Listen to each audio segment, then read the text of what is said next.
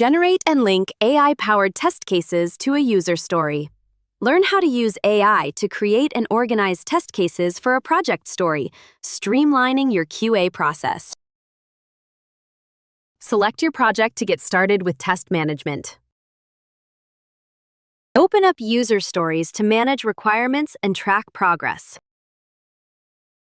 Click a story to view and act on its details and testing needs. Switch to the Test Cases tab to manage traceable test coverage. Use AI for test case generation and test coverage insights. Choose Generate Test Cases to let AI draft scenarios for you. Add optional details to guide AI for highly relevant test cases.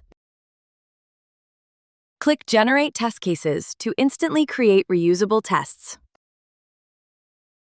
Select AI-generated test cases to review or link them to your story.